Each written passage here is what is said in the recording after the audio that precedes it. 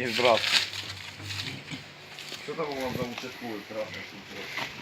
Вот это так делается в Украине Мерседес. Нажми нахуй на это. На лом чи куди? На лом. На лом нажимаємо. Побожіть, каже. Отак делаємо, дивіться, отак. Нажимаємо. Сильнее нахуй. Сильней? Да. Так а что кто это такой? Отак? Бо я не понимаю. Ще більше. Ще більше. Сильнее, блядь, жми. Хули ти там, блядь, пиздиш, блядь. Сильнее давай. Знімай телефон, блядь, і візьми руками нажми. Отак, сука, делается Мерседес, сука. На цьому на підйомнику, нахуй. Давай, сильнее. На пеньку, в таких галошах, сука. Протертих, нахуй. Короче, сильнее. Нажми, блядь. Ти що, блядь, не жмеш нахуй? Заїбав ти, блядь. Давай, сука, ёбаний ти в рот, блядь. Все?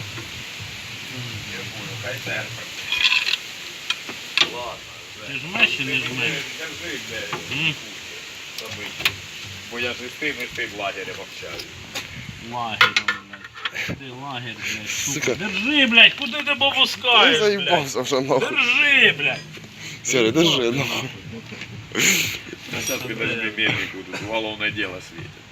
Там мельник, блядь, сука, за 40 минут Днепр доезжал по ему голову, блядь, при мені, блядь, спрашивал, кто такие. Сказал, Вова, блядь, нахуй, никто. А ты так, что тут уголовное дело. Яке нахуй Да уголовное? ну мента при исполнении приебашил только что, блядь. Мент и смерть. Ему пизда. Ну я за такую... Давай. Шия у него болит. Да я уже... Сука, блядь, нахуй оно мне не надо. Серега, блядь.